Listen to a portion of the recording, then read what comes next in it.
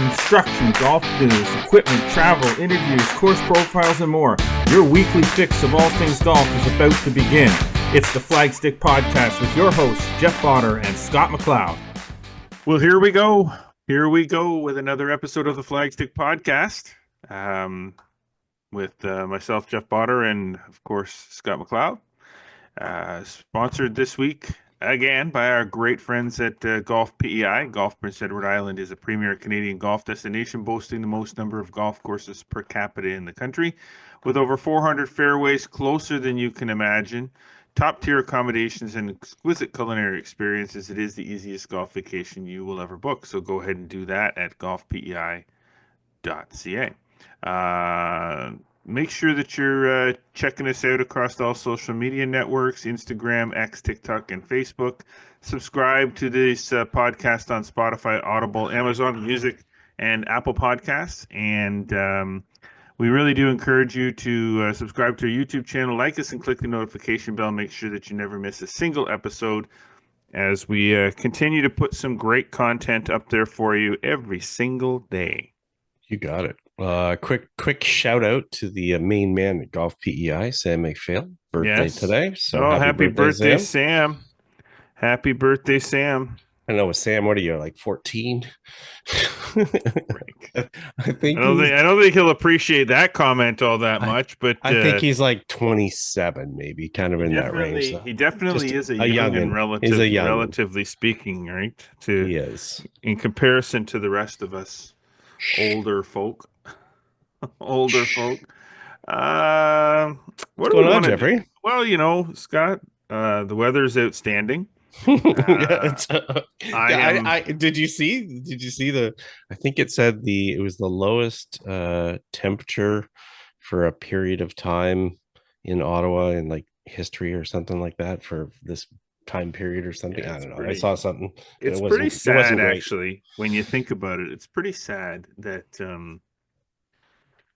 that we're trying to get golf going here. Yeah. And we can't seem to get past this weather issue. Like, it just, you know. I mean, golfers are out there playing. Well, sure they are. Well, they're going to because they've been waiting for so long. They're not going to let having to wear a quarter zip or a cardigan or whatever. They're not going to let that stop them from playing. But I mean, reality is that it's not super comfortable. Oh my God. I mean, it's not nice. Like I went for, so around this time of the year, I tried it. This is when I start to get my real exercise in. And I try to get, I try to get my rides in as much as I can. Knitting a sweater down there, or what? I spilled my freaking coffee. So I'm trying to obscurely clean up the mess while still maintaining my composure on air.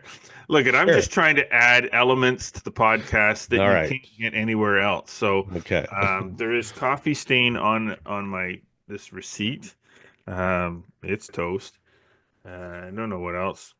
Anyway, if you need the receipt, it's important. I want to maintain things. I want to keep things going. But there happens to be a puddle on the floor, and I don't want to step in it. Save it for later. Okay. And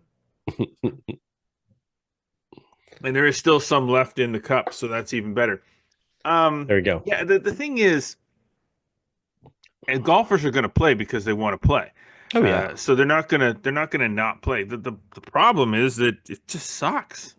I want.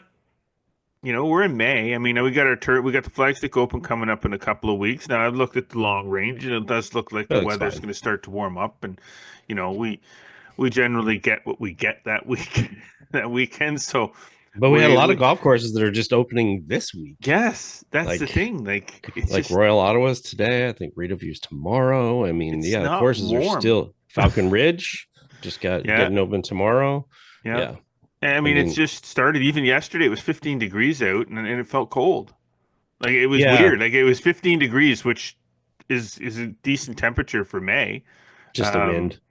just it was a cold wind. I was Yeah. sitting out in the gazebo, as you know, is playoff season. The gazebo, the deck, and everything's all cleaned up and ready to go, and the gazebo's all Were you cleaned out out. there till midnight watching the Jets last Yeah, night? I was watching. No, I came in because it was too cold. Like Yeah, there you I had go. the hoodie on, I had the slippers on, I had the frig. It was about ready to go get a space heater. I'm like, this is stupid. I'm not going Well, through all this just to watch another 5 minutes of hockey. Well, I yeah, didn't know it was going to go double overtime. overtime. Yeah, well, and almost to the It's end like, of oh my that. God, this is Yeah, ridiculous.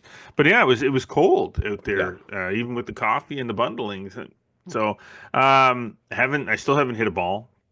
I chipped and putted a little bit last night, and I walked 9 holes with a student on Friday night, and I hit one tee ball. That was it. I wasn't even interested in I playing. So wanted to, but it just, I'll play this week though. I'm heading down to Wooden Sticks for the Ontario Golf Hall of Fame Day. Our good right. friend Grant Fraser's going in, and you know how that round can be sometimes. And generally, I mean, it's supposed to rain. I think on Wednesday, which Yeah. I'm not surprised. We played a million of those in rain gear and stuff like that. But so that'll be the first full 18 of the year. I don't think I'm getting any golf in before that. So And then you got a tournament coming up. yeah, May 26th. So I guess I better get practice. Yeah. Yeah. I don't know. It No. doesn't really matter. Stableford format. Enjoy yourself playing Camelot. Make a few birdies. Make a few others. It's all good. I hear you. All right. All good. Well, this week we're going to talk about golf competitions a little bit. We're Yeah. going to talk about what we get from them and how we can be a little bit better prepared. And we're going to continue on our conversation from the last episode, where we kind of started to get into talking about golf customer service. So we're going to kind of Yeah. get into that a little bit, probably on the back nine. We'll see how things go. But let's get to our front nine, presented by Metcalf Golf Club. Natural setting, a pleasant challenge.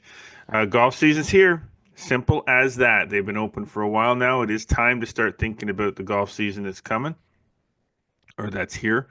Golf at Metcalf is a great place to start. Become a member, get on the wait list, join one of their leagues, participate in some of the many events that they have going on out there. And the big thing, save some money on your golf. That's important with very popular game passes. Visit metcalfgolf.com to check those out and to buy them. Now, we are kind of getting into that time of the year where the tournaments are starting to happen. The Ottawa Oh Valley yeah. Golf Association Spring Classic just happened at the Meadows over the weekend, Yep. This is and the junior. This is the the junior one. I juniors, should yeah. put in there. Yeah. The results and story on that will be up on flagstick.com, so you can check that out there. Also, PGA of Ottawa's own champion Craig Stefuric won the East Coast Pro Tour event at Atlantide yesterday. Details in that also up on flagstick.com. They are. Golf Quebec has started the first of their 5 qualifiers for the Quebec Spring Open, which will be played later in the month. And that tourney actually turns 100 next year. So that's Yeah. probably going to be a big deal for them next year is the I would hope so. 100th the 100th Quebec Spring Open, always a big event for players to kick off their season. Um, and got to extend some congratulations to Bob Fougere, who will be a 2025 inductee into the Quebec Golf Hall of Fame. We have a story posted up there on flagstick.com about that as well. If you happen to be a subscriber to the Flagstick Digest newsletter, you already know that. You do. So some good stuff there.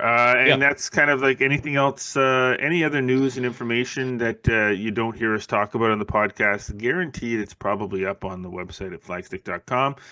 Best way to make sure that you know what's going on when we put it up there is to subscribe to our very free, very popular Flagstick Digest newsletter, where you're going to get all that information sent to you 3 times a week. So if you want information, you want it first, you want it free, that's what you need to do, is subscribe to that newsletter.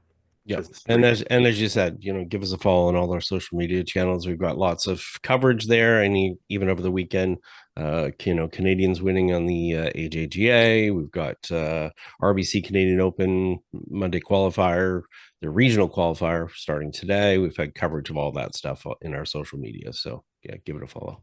There you go. Okay, tournaments. As Yeah. it is the start of the golf season, believe it or not, even though it's just the beginning of the golf season, it's the tournaments start now and they just keep coming. Which is Uh, tough. Like if you're a young golfer, especially the mm, junior qualifiers and stuff like that, and you haven't had a chance to really play that much, I mean, man, you just get thrown into it. And there's been a number of qualifiers already, even in at the very end of April. mhm. So it's a tough go, but that's part of it. That's part of playing tournament golf in Canada. Sometimes you have to qualify in some terrible conditions, and you give it a go, and that's part of the deal. Well, that's it. If you don't want to worry about the early season form, then you just don't play tournaments in early season, or you use those early season tournaments as just warm up tournaments for future tournaments. I know my son Brandon is playing in the Flagstick Open this year. Mhm. I think he's played nine holes at Metcalf. I mean, he's working on weekends at Camelot, and Yep. then he gets home, and if the weather's good, he goes. Yeah. But he's got other things he wants to do too, and he's not looking for some NCAA scholarship here. So, No, I he's think just that it's all relative to what yeah, the players are looking to accomplish with it, whether they want to be in good form or not, or they just want to yeah. play. Yeah, and most of the tournaments themselves, tournament proper, haven't really started yet. This Junior Spring Classic over the weekend was kind of an exception as far as that's concerned. But in most cases, it's a lot of qualifiers right now for events later on in the year. Yes, So but the that's Flagstick Open. of course, yeah, exactly. So people That's want the to be first ready for big that. one. That's the first big one of the year for a lot of Yeah, people. And yeah. we have 120 players solid in that field. We've got a wait list. Um, you And good know, players too, and yeah, they are, like you said, they're using that as a warm-up for their Golf Ontario events, their Golf Quebec events, their yep. Canadian college university championships. I mean, it's a chance to get the tournament rust off, which leads us obviously into our discussion today, Hmm. and in talking about that, because everything obviously starts with preparation more than anything, and getting the most out of the experience. And some people don't play in tournaments, and that's perfectly fine. They enjoy golf in other ways, but for people that want to kind of test themselves in the ultimate as far as the conditions, Hmm. certainly tournament golf, as Bobby Jones said, there is golf and there is tournament golf. They can be very much two different animals, and tournament golf definitely holds you accountable in a much different way than just casual golf for your Well, with your and it's friends. it's yeah, and it's not just. I mean, yeah, lots of people play under sort of call it tournament conditions when they play at their home Mhm, club. sure. They Yep. play the ball down, they play by all Yep. the rules and stuff. But even if you do all of that, it's still not the same No. because there's still an element of pressure that comes with playing in a tournament where when you're out playing at your home club, even if you're playing under all the tournament conditions you can put in place, the one tournament condition you're not putting in place is that every shot matters. Hmm. When you're playing just your home club with your buddies, if you screw up Yeah. and you're not grinding. Like when you're No. playing these homers, you're not grinding to try to get a score because if you screw up and you're having a bad day, well you just play on, Play again probably take tomorrow. a few more risks later on, Yeah. put it in the system for your index or don't, as some Yeah. people, choose not to put their bad rounds in. It's called Hollywooding, by the way. Um, and that's just as bad as sandbagging, more so for yourself. Um, and then tournament golf is like, okay, every shot matters, every chip, every putt, every decision matters because there's no redo, Yeah, and there's you because know? there's usually something on the line, whether it's Yeah. that particular day and a result that you want, a trophy that you're after, or in the case of qualifiers, you're chasing a spot in some other tournament. So there tends to be kind of sort of a deeper sense of consequence, and we've seen that in lots of different situations. So yeah, and that can be mentally, but that's also physically, and it's just real more than Hmm. anything, because I Very mean, much so. the number that you end up putting down on that scorecard is exactly what it is. Now, we generally try to do the most that we can to get ready for the experience, of playing in a tournament. And we use the experience that we get from the tournament to find a way to be better the next time. So, Yes, you're not exactly. going to necessarily have a great tournament the first one. Maybe Sure. not the second one, but the idea when you're playing tournament golf is the more you do it, the more comfortable you get in those pressure Yeah. situations, and then it means you get better and better and better as it goes on, and it becomes just golf. Hmm. And I think when you watch guys on the PGA Tour or professional golfers where there's a lot on the line week after week, Hmm. um, they've played so much of it under the big spotlight for so long Yeah. that to them, yes, there's pressure when there is the pressure. So when I have to make this 4 footer, they're calling on all of that experience, all of those weeks of playing for their tour card, playing for a check, playing for a top 10, playing to get into a signature event. They're drawing on all of that knowledge and all of that experience to be able to calmly make a 4 foot putt. But you only get that calmness from the experience. So you need to play tournament golf more to become more comfortable with tournament golf. Yeah, it really is about taking out sort of the unknown factor. I mean, most people when they're going to play a tournament, especially for the very first time, I'll deal with a lot of juniors that are going to play their first tournaments. I saw some playing their first tournaments this weekend in various age categories. For an example, maybe they're playing their first U19 tournament or first step up into U15 or whatever the case.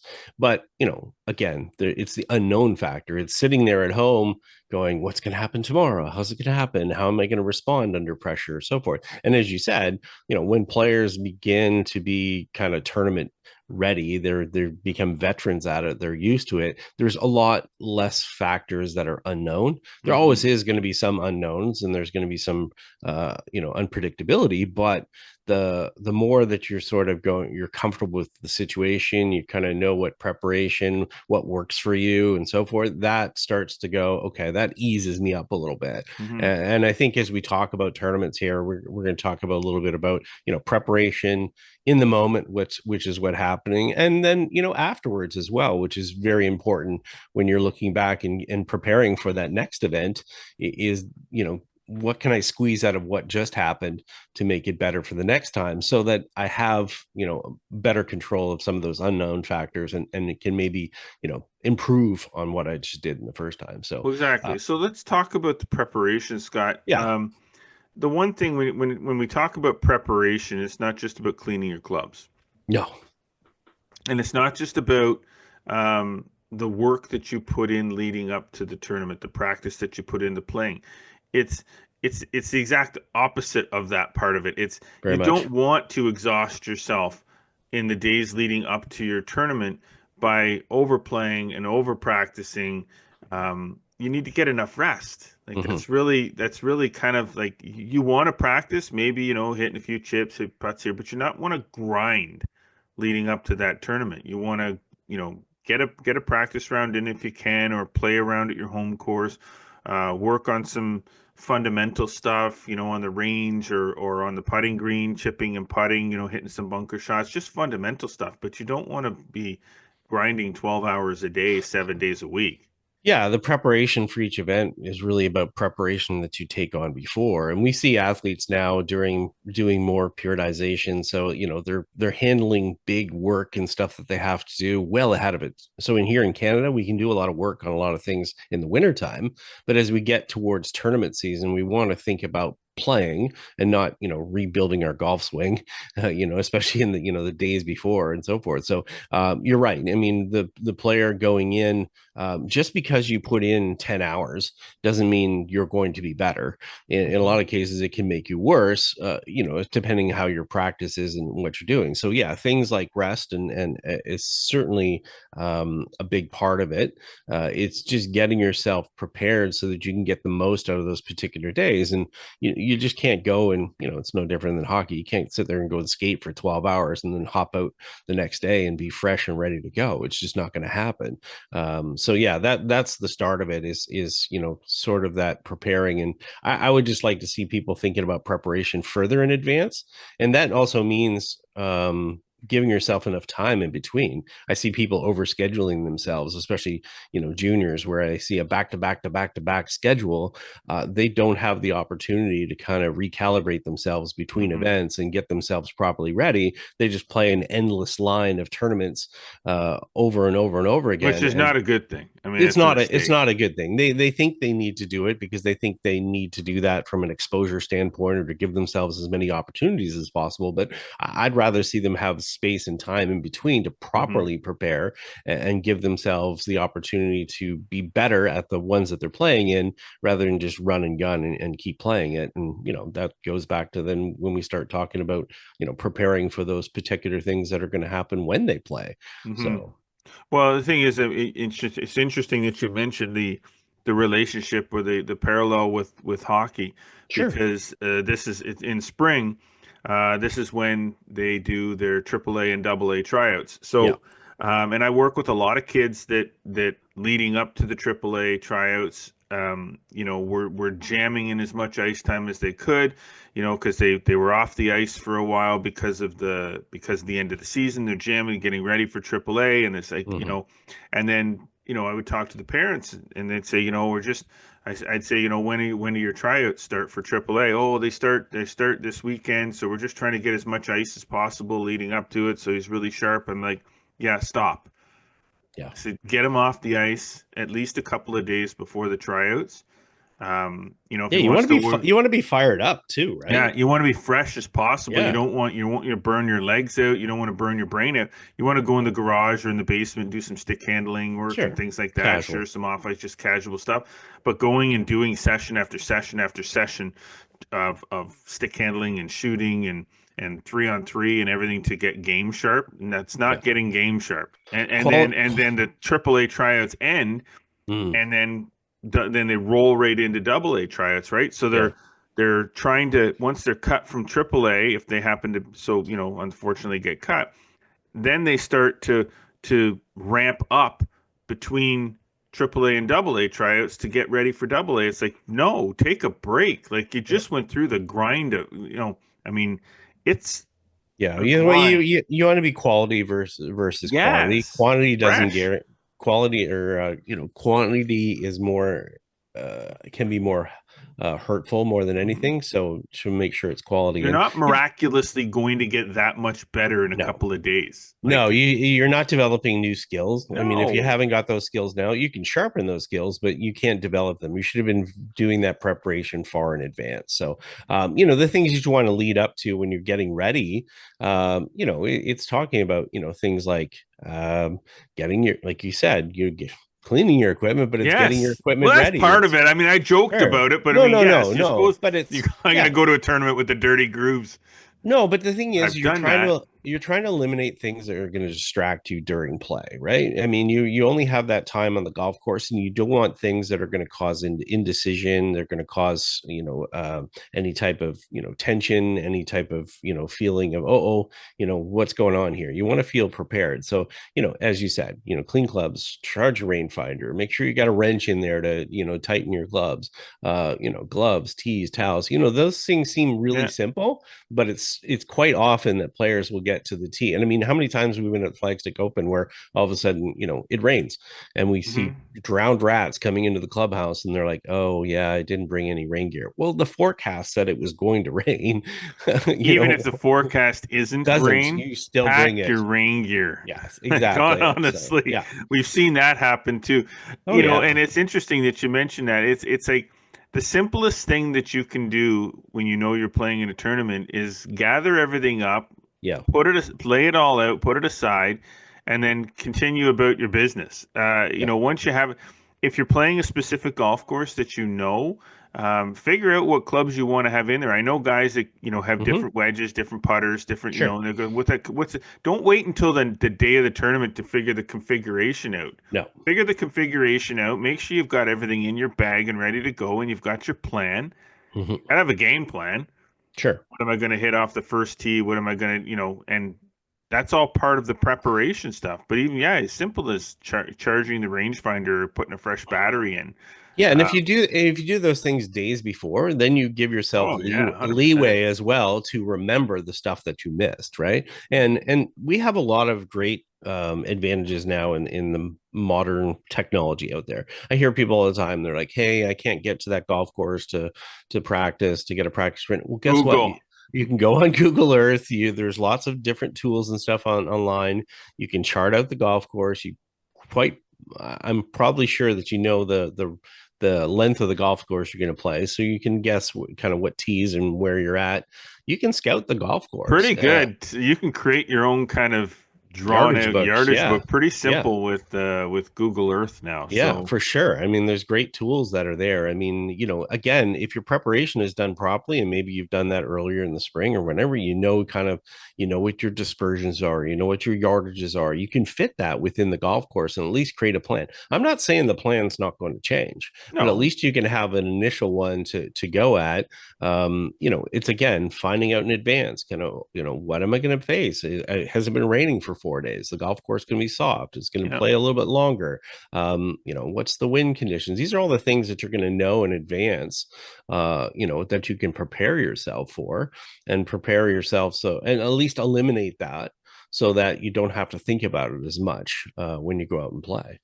And I think as you approach the golf course, part of your preparation is what you do from a warm up perspective. Mhm. Have a plan for your warm up. If you're going to get there, you're going to get registered. You're going to go to the range. Yeah, not rolling in Jeez, on two wheels. and that's been done. Yeah. Two wheels, shoelaces undone, heading for the first tee because your name just got called. Yeah. Bless me. Oh shoot. Yeah, it just creates a lot of uncertainty, a lot of tension, a lot of Mhm. anxiety. Whereas if you give yourself enough time to be there early enough to go through a proper routine, then you feel a little bit more level of confidence in most cases with that warm up process, and you're not going to doubt it. You're not also going to eliminate that sort of, we'll call it excuses, where you're out there going, well, I didn't really warm up my chips. I didn't hit enough putts, so I'm not going to be very good at them. So There you go. All right. So now you're prepared. yeah, now you got to play. Yeah. Now you got to play. So what are you going to do? You're out there, and now you're in the moment. Yeah. You're at your tournament, and you've done all the preparation you could possibly do. The bag's packed, the clubs are clean. You've gotten lots of sleep. There's lots of water in your kit, snacks, the whole deal. You're ready to go, Yeah. and now you're in the moment. Your name's called. You're going to the first tee. What's the important things to have in your arsenal once you get to the tee. You've got your scorecard and it's your turn to hit. Yeah.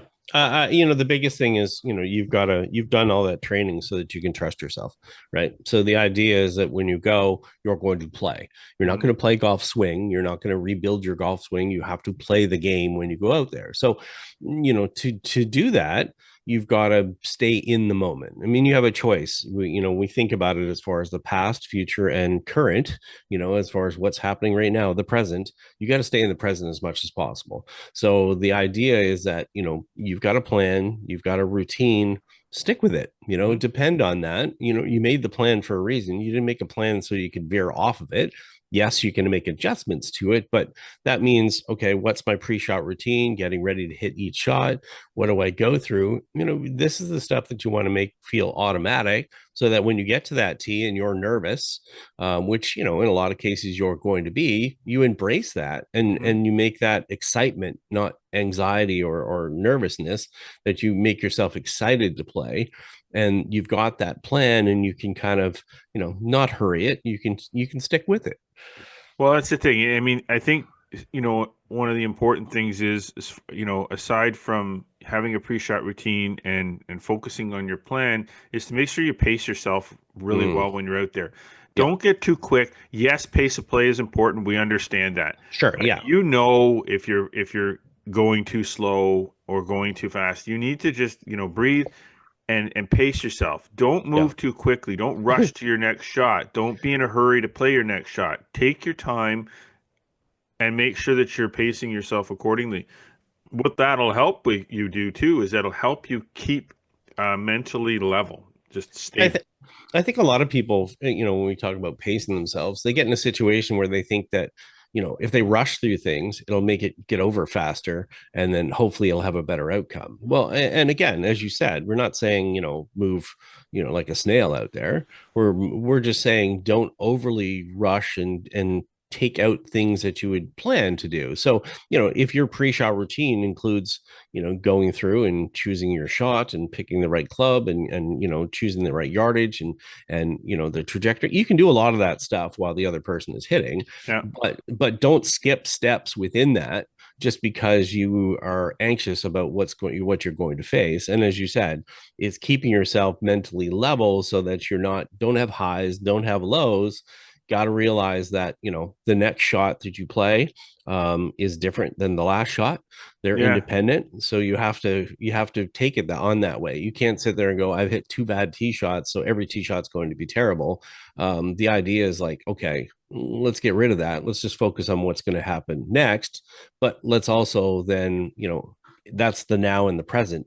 It's not next as in I'm in signing my scorecard and I'm already on the fourth hole. Hey, what am I going to shoot? Hey, I'm 2 over. Okay, that means I'm 2 over after 3. That means hey, a 6. Yeah. I'm Now going to you're be getting 12 ahead of over. yourself. Then you get ahead of yourself, which we see a lot of players do because they're anxious about what they're going to score, but they want to make it happen before it happens. You got to let it play out. Exactly. So, you like you said, don't get ahead of yourself. Make sure that you're properly assessing each shot as much as you possibly can. Lean on the preparation that you were supposed to already have done. Yeah. And as the round of golf goes on, you should be fine. Now you finished playing, you got to reflect. You got to look back on what's happened, good or bad. Reflect on how you feel if things went well, what did you do right in your preparation? What did you do right mentally? What did you do right physically? Like you really have to kind of reflect back on those things and see, were there certain things in the round, conditions that you encountered that affected the way you played? You got to make notes about that kind of stuff, Mhm. so that you know what needs improvement, what you did well, what you did poorly, so that the next round that you have or the next tournament that you play in, you can draw from that experience to be in a better place when you go to play your next tournament. Yeah, I think too many players just don't do that at all. And, that's standard practice within, say, Golf Canada, within their team programs or whatever, is to do that reflection right away, because that will help you just sort of accept what happened that Hmm. day and make it over. And then you'll take what you can from it, and then you'll get going on to, your next round if it happens to be a multi-round tournament, as opposed to just, sitting there and dwelling on it and going, oh, if I could have did this and I could, no, no, no, just here's what you did well, here's what you didn't. What were the opportunities out there, what were my misses, and what can you learn from it, and what can you do then to help you when you head into those next few rounds or that next tournament. Well, and that's the thing. There are so many factors that to take into account when you're reflecting on your tournament round that may have been completely outside of your control. Whether it's the Right. playing partners Yes, that you were with, exactly. the pace of Yes. play in your group, uh, you know, um, the Well, weather weather conditions, like conditions. Yeah. everything that you encounter as the round goes on Yeah. that you couldn't prepare for because it was an unseen thing. You didn't know who you were playing with. You didn't know that the wind was going to get up later in the afternoon. You The didn't know, living, like, breathing situation, it really. is what it is. So, Yeah. reflection, like I said, reflection is super important, Hmm. to make sure that you understand how well you executed the plan, what adjustments you need to make to it, and everything that you need to do to make the next tournament round or the next round in that tournament that much better. Um, Yeah. and ultimately making your tournament experience better as well. Yeah, and realizing, understanding that what you did in practice, it's not about making just perfect golf swings and Mhm. executing and holding out this and putting this when you're in practice or whatever. It's having those skills so that you can adapt them to the situation that is facing you when you go out and play those tournaments. Yeah, that's why we practice. Okay, Yes. that's why you practice as much or more than you play. I mean, I think that's a lesson to be learned. Is that as much as you want to play golf as often as you want, practice is what's going to help you when you need it the most. Yeah, for sure. Okay. Uh, cool. Good news. Okay. We're going to take a break. When we come back from the break, we're going to get into the conversation or continue the conversation that we had the last episode. We're talking about golf customer service. So we're going to do that in the back nine when we come back. So stay with us. You are listening and watching the Flagstick podcast with Jeff Botter and Scott McLeod. Hey, loser buys the first round. You're on. On Prince Edward Island, we believe in playing your game your way. From the first tee box to the 19th hole and beyond. With over 400 fairways waiting for you, there's always another reason to golf Prince Edward Island. All right, well, welcome back to the Flagstick podcast with Jeff Botter and Scott McLeod. We are going to talk a little bit in the this side of the back nine of the podcast. We're going to continue a little bit of a conversation that we had last week. We started talking about golf customer service, so we're going to get into that. So let's get right into the back nine presented by Celtic Golf Center. With two awesome locations, the flagship location in Kempville and the brand new Kingston location, both featuring multiple state-of-the-art TrackMan sims. Your golf season never has to end. Enjoy a round of golf with friends. Join one of the many leagues. Get fit for some new equipment or take a lesson. Celtic Golf Centers have got you covered because it really is all about the golf. Visit CelticGolfCenter.com to learn more, book tee times, or to sign up for a league. And yes, soon to be coming the third location in Carleton Place. So more details on that will come. Right now, it's a construction thing. So we'll fill you more in on what's going on with that new location once we know, and it becomes news. There you go. All right. So let's go back a week. We talked about a bunch of things, and one of the things we started to talk about was golf customer service.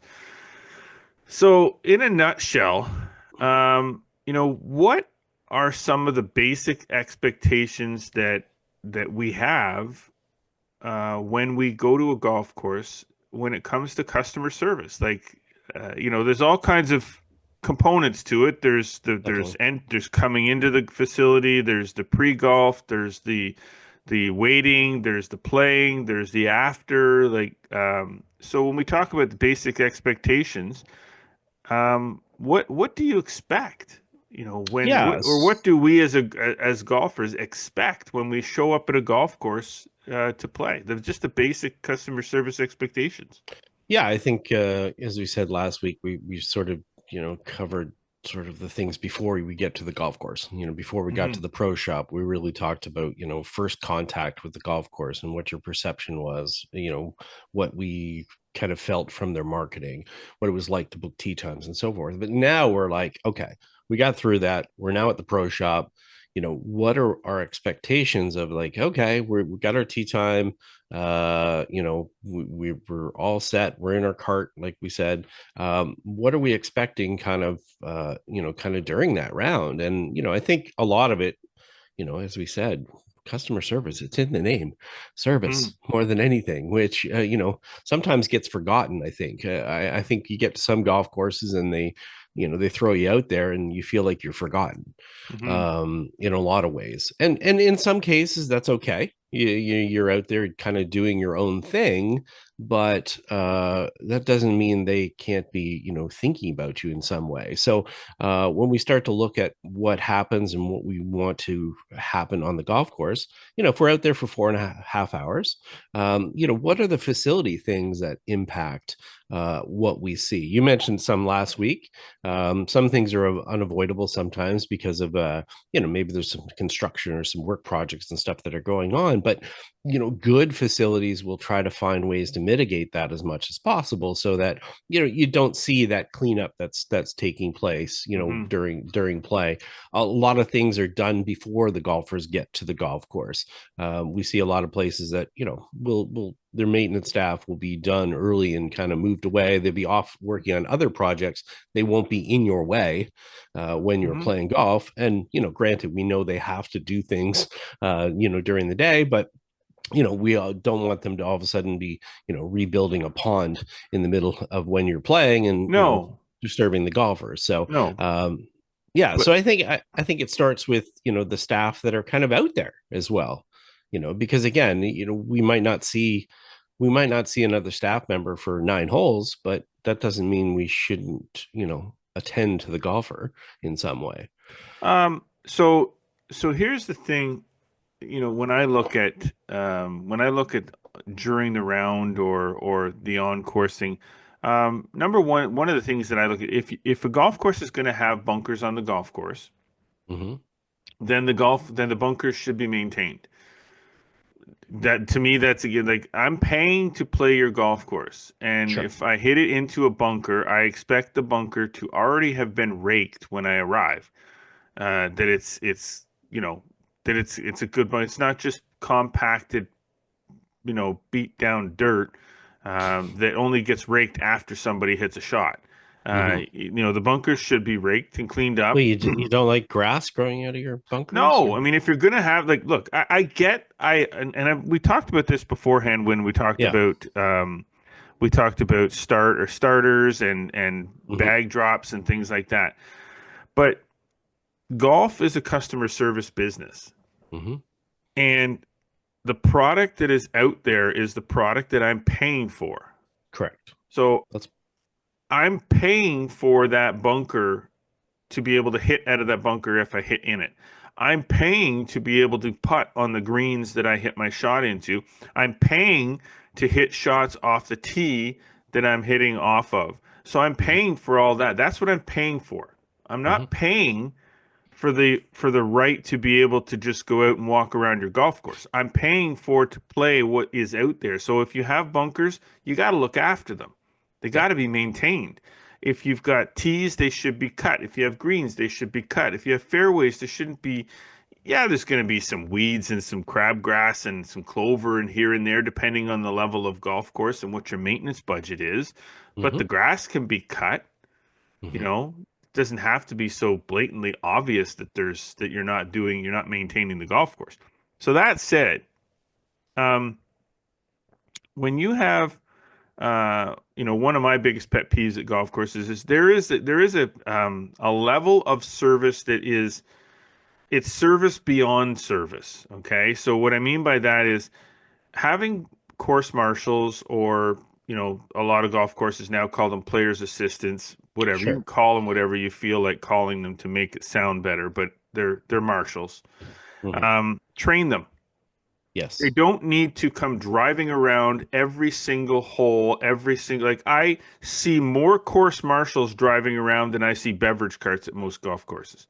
Yeah. And I don't need to see the course marshal that often. I really don't need to see the course marshal at all, until it becomes the course marshal should be able to inconspicuously drive around the golf course and maintain the pace of watching groups, seeing a problem because they drive around and you see a big gap between groups. Well, now you've got Mm-hmm. some place to focus.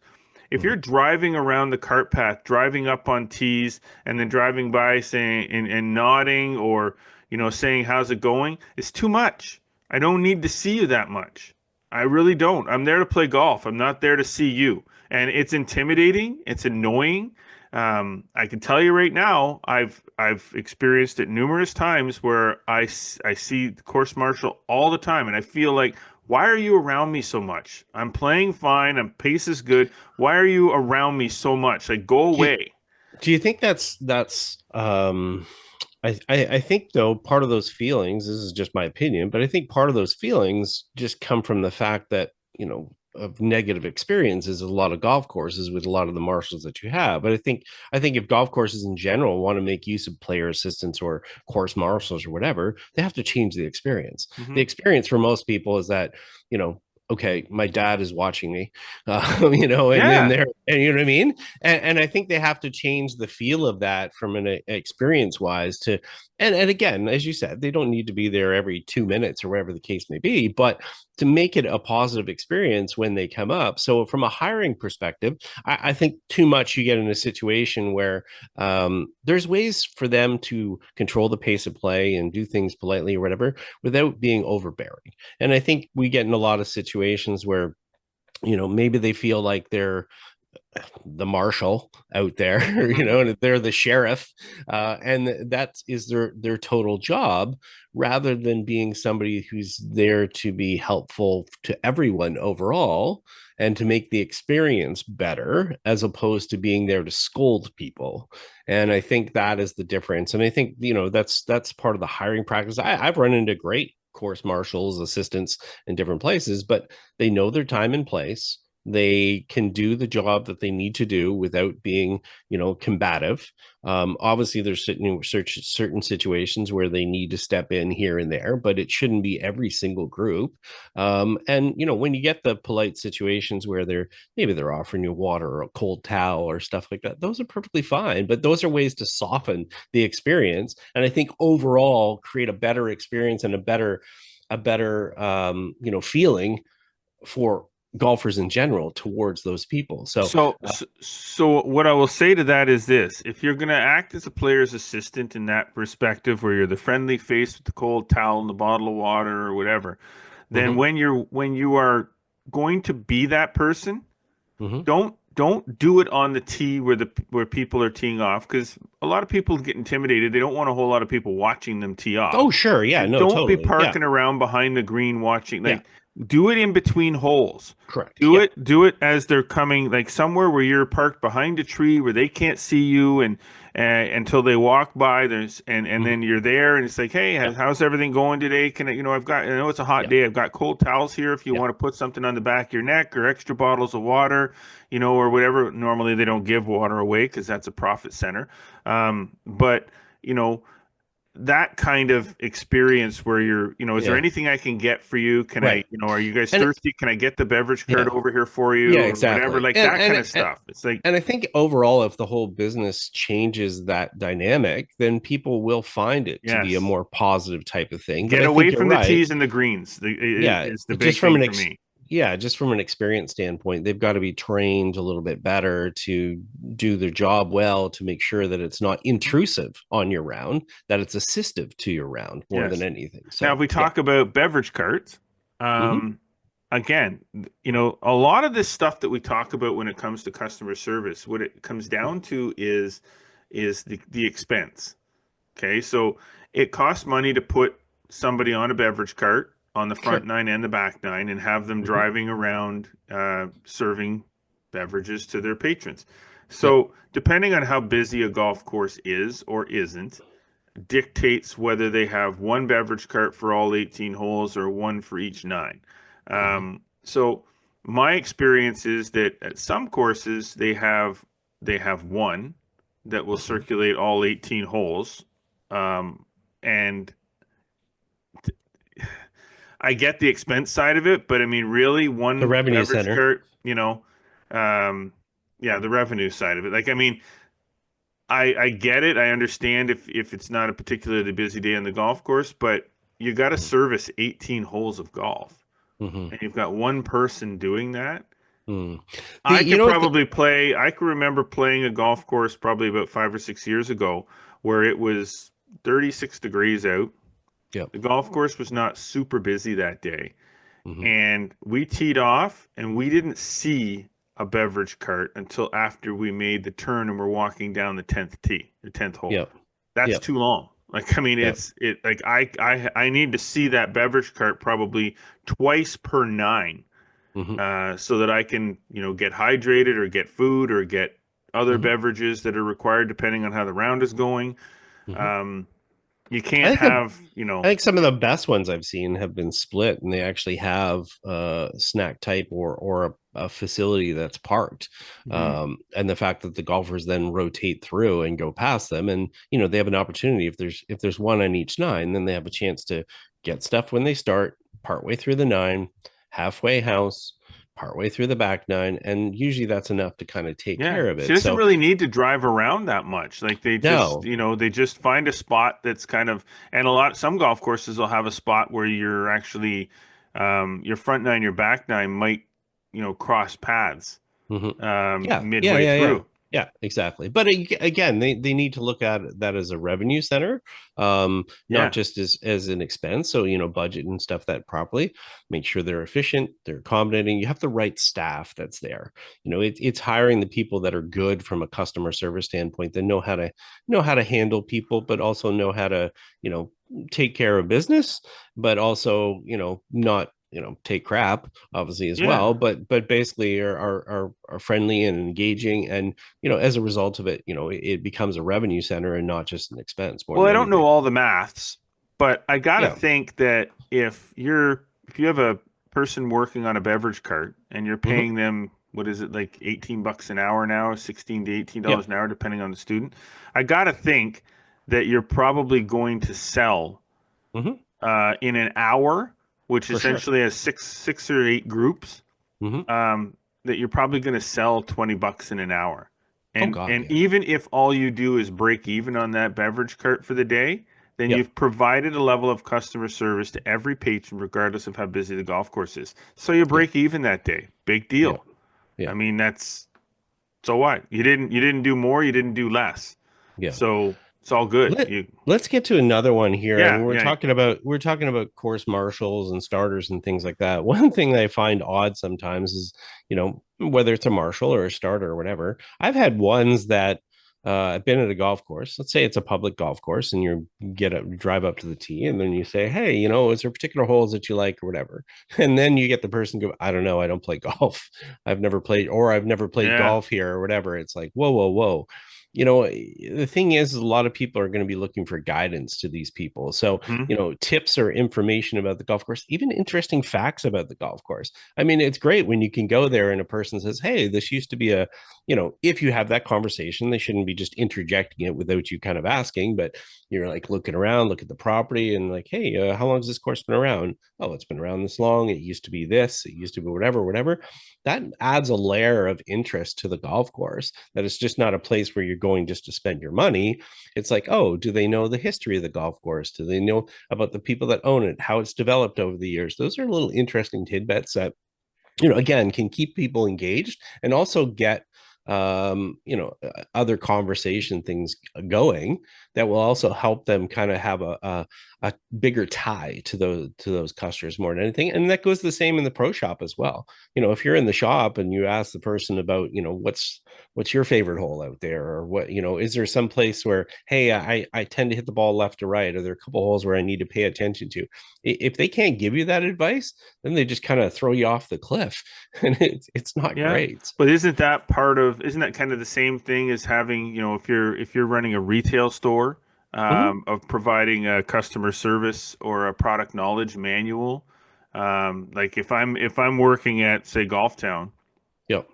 and I'm working in the shoe department, Hmm. and the person that's selling me shoes doesn't know anything about the shoe they're selling me. They're just Yeah. minimum They're wage just there. person, just there Yeah. to sell Yeah. shoes and help the customers. Well, I can help you find a size, Right. or they give you oh, well, it's really just a personal preference Yeah. Yeah. line. That a They personal shouldn't. preference, it's really just a personal preference Yeah. usually means I don't know anything about the product Yeah. I'm selling. Yeah, they shouldn't be trained just to know the business No, processes. Okay, this is how we do a no. sale. That there's much more to it than that. And again, if you're looking for ways, you're already paying that person anyways. And if you're looking for ways to make your business better and Hmm. highly desirable for Provide people to them with a go, product knowledge manual, and the product is you.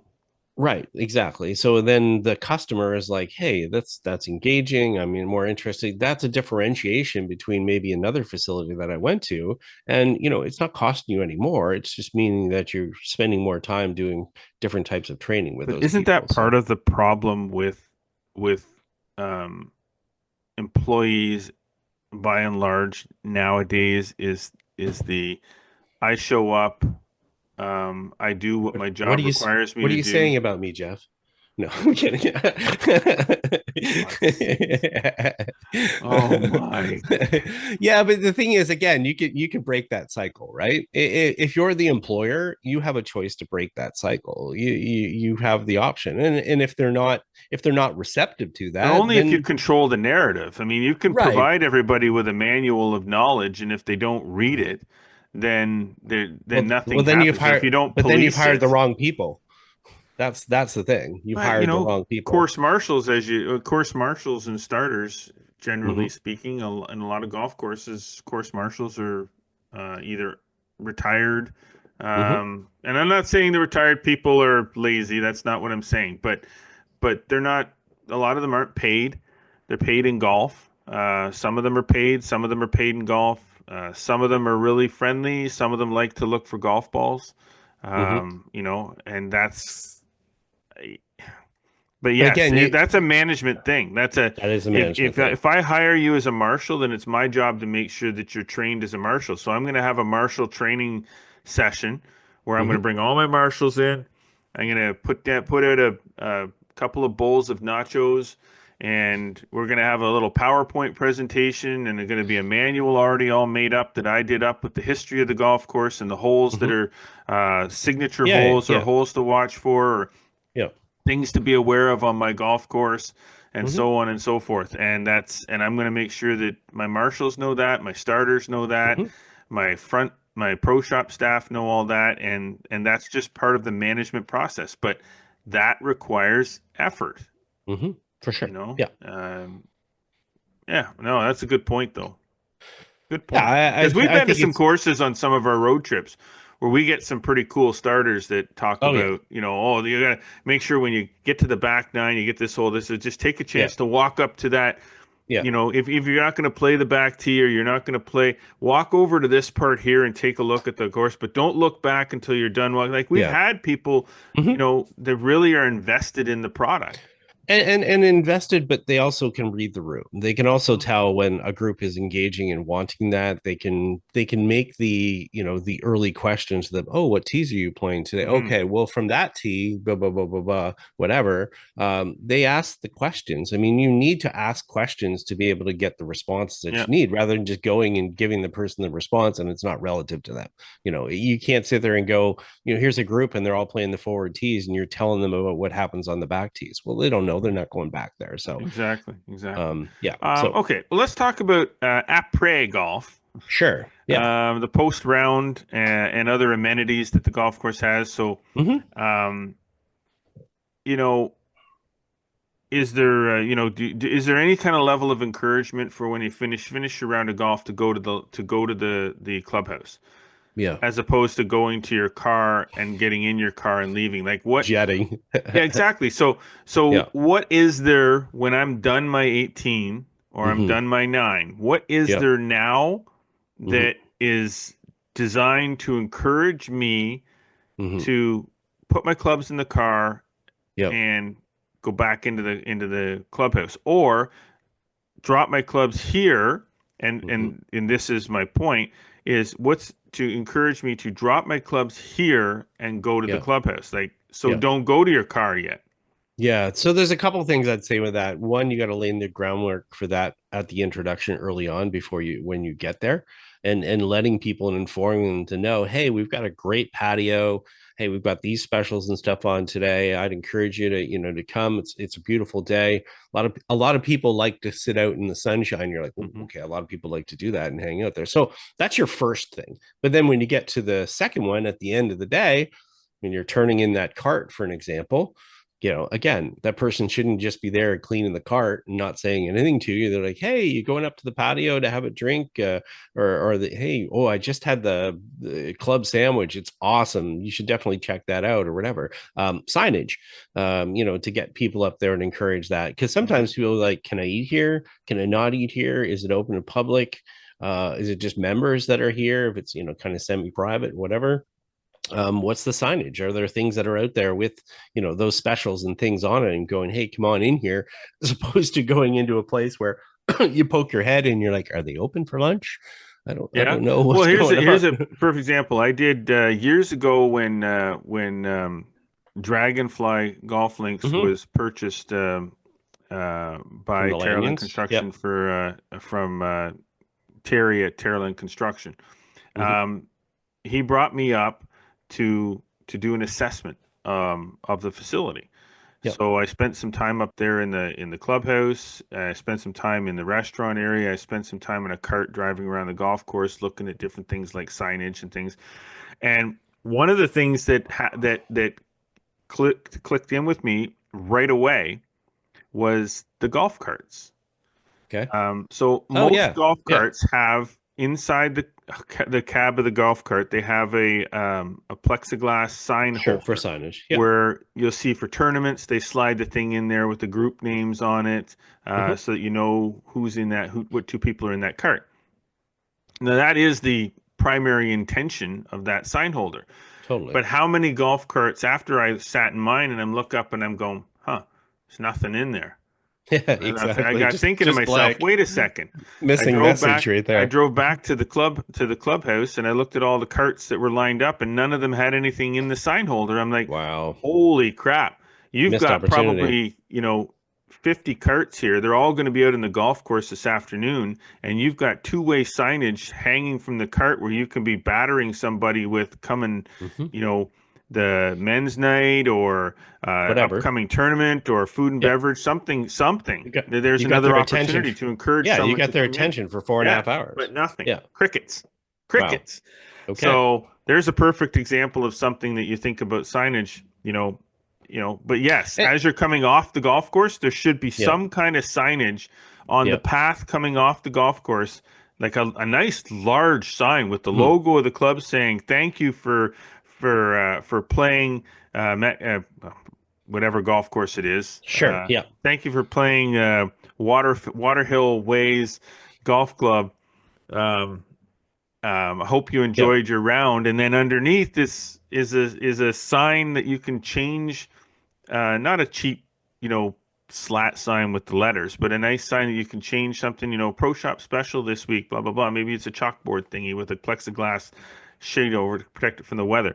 Something just to say, hey, oh yeah, hey, maybe we could do that. Or, after you drop Mm. your cart, do this. Or and then Mhm. when you go to the cart, should be another sign.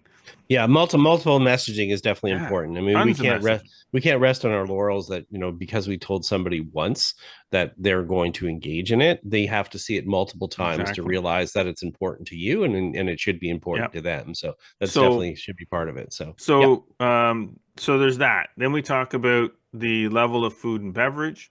Yeah. That comes with the golf course. Some does. golf courses have a nice lounge area to sit in after have a nice patio, have good food, Mhm. and some are more, Low key. Brockville Highland. We used to they had great hot dogs, awesome hot dogs. Chuck wagon in the microwave. Yeah, exactly. But that was what they had. They had hot Yeah. dogs. And they didn't have French fries. They didn't have a deep fryer. I don't even know if you could get a sandwich. I guess you could get a sandwich. But that's not what that facility was all about. No, but they That's were not what friendly. offered. They were friendly, Very and everything. friendly. So what happened was you went there because you ate. Maybe it wasn't your favorite meal, but you went there to hang out and chat with the team and do that sort of things. I mean, and I understand. F&B can be a very difficult operation. Mhm. It's not a high margin operation, so it can be a real challenge. But it is a type of service that supplements what happens on the golf course and is also a reason that sometimes people return. I always love the fact when I talk to some, different clubs, like especially like a private club or stuff like that, their attempt or the ones that were trying to attempt to be the number one restaurant choice for their members was a cool type of thing. So that if you sat there and said, oh, hey, hey bud, we're gonna go out for a meal or whatever, like your first you want that person to actually have your golf course in their wheelhouse of saying, oh, let's go eat there, even if they haven't played golf that day. And that again is another opportunity for a positive situation that creates more equity with that customer for sure. Yeah. And then the same thing applies to the pro shop. It's the same kind of thing. The size of your golf course, the nature of your business at your golf course is going to dictate exactly what you have in the pro shop, whether you have equipment in there, whether you just have soft goods, whether you just have essentials like golf balls, gloves, tees, things like that. And that's perfectly fine. Make sure, though, if you're a golf course operator, that what you do have in your pro shop is merchandise with your logo on it as much as possible. So if you have golf balls in there, bring golf balls in. Maybe try to have your majority of your stock of golf balls logoed golf balls, so that they've got your branding on them. That you have hats in there with your branding on it. You have golf shirts in there and things with your branding on them. And the important thing here too that I should mention is that your brand has to be something worth buying. Right. Yes. So if you've got a crappy logo, then nobody's going to buy it. If you get your logo, if you have a logo and you make it, you see on ours, this logo is really big. Okay. It's not a tiny little logo. I can make it tiny depending on what I'm selling. I have it big for a reason. I want it visible. Yeah. If you're a golf course, nobody wants to wear it with some big friggin' Yeah. 4-inch logo embroidered on their chest. They want Right. smaller, compact, clean, Yeah. fresh looking logos. So make sure that your logo is that, make Mhm. sure that it's a nice clean logo that somebody actually wants to buy the golf shirt or the hat that you're selling. So those are important things too. And if you are going to have equipment in the shop, make sure the people in the pro shop know something about it. Because Yes, if you're going to have 100%. equipment and nobody knows anything about it, then you might as well Yeah. not have equipment. Yeah. And you got to listen to your No margin customers in as it well. anyway. Yeah, but if you got to listen to your customers as well. I mean, if your customers are telling you, "Hey," and you hear it over and over again, "Hey, we don't have gloves or we don't have this or that." I mean, that they're telling you something. They want to buy it from you in a lot of cases. So just because you have a hesitation of stocking of gloves or whatever, but if you have 100 people telling you, you're missing out on a revenue center. Yeah, exactly. So So yeah. before we move on to the last thing, just one Yeah. quick thing about facilities. Sure. Clean your frickin' washrooms. Yeah, You spotless. Make them cannot have a spotless. dirty, Yeah. grungy bathroom at a golf course. Everybody uses a bathroom at a golf course. I guarantee it. Yeah. You Yeah. got to make sure those things are clean. Like Yeah. honestly, put the Yeah. effort into. If nothing else, in your lounge or your pro shop Yeah. or your clubhouse, is clean the frickin' bathrooms.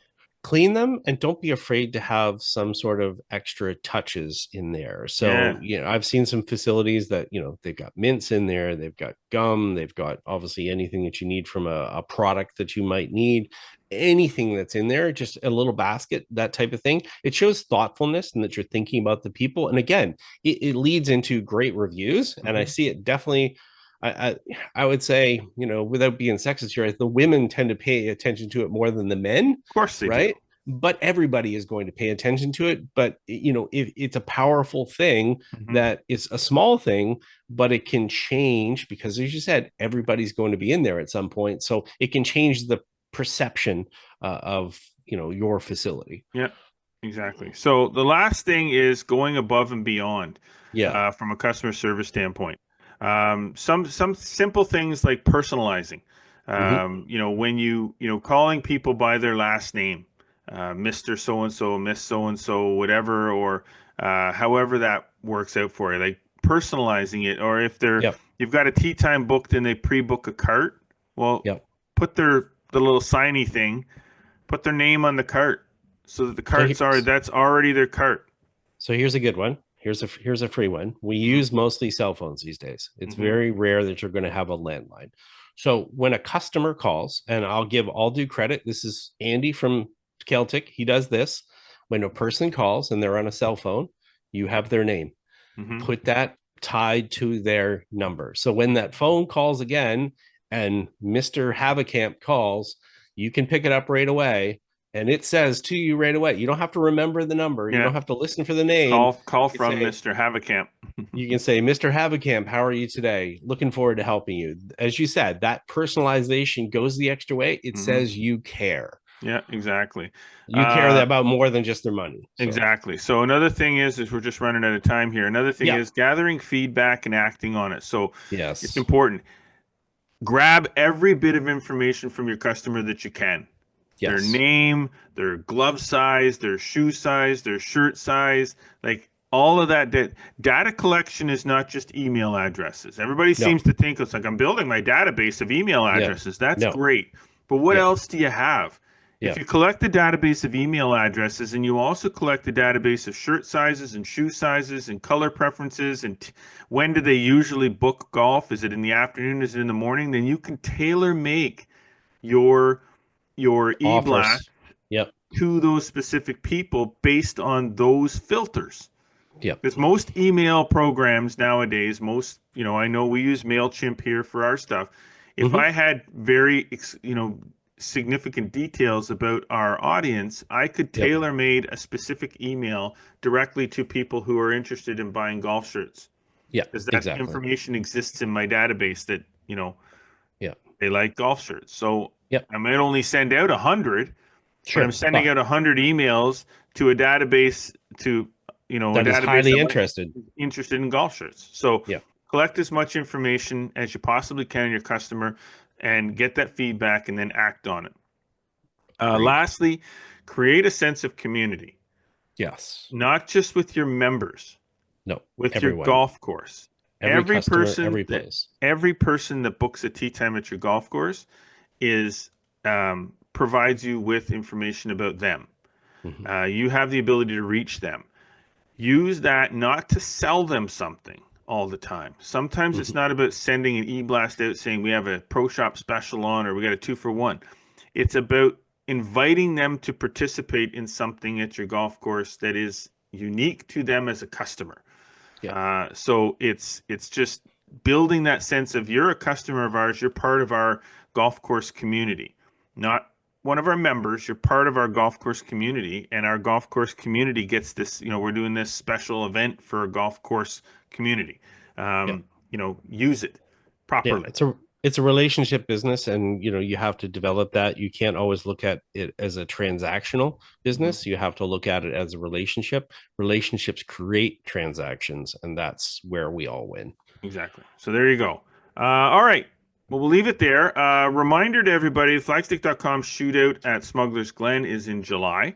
Registration for that is open now. Please register if you want to play in that tournament. It is a smaller field event, but it is still a wide open event, the same as the Flagstick Open. A, B, C, D flight or divisions, but just a less amount of people. So that means that if you want to get in now. Go to flagstick.com or flagstickshootout.com. You can register for that. So we And appreciate the course is mint right now. Mint. And we're very excited. In a couple of weeks, the Flagstick Open at Equinel is launching. I'm having a discussion tomorrow with Scott McEnroy and his team about just getting things nailed down. And I sent out the first e-blast to all of the participants to get some information. If you're on the wait list, there's still a good chance that you're going to get in, because we do usually have cancellations at this time, but we'll see what happens. Okay.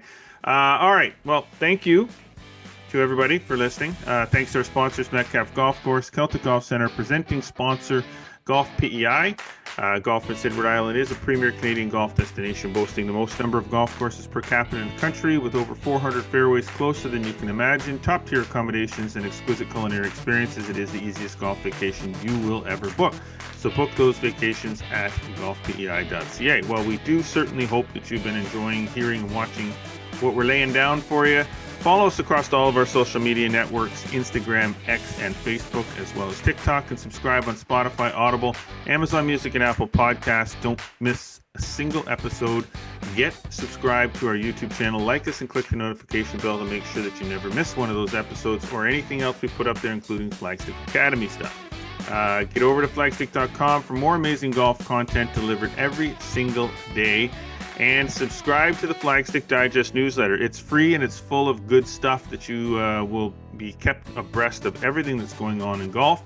But that's it for us. As always, we do appreciate you tuning in. Until next week, I am Jeff Potter. I'm Scott McLeod. Remember, always go for the stick.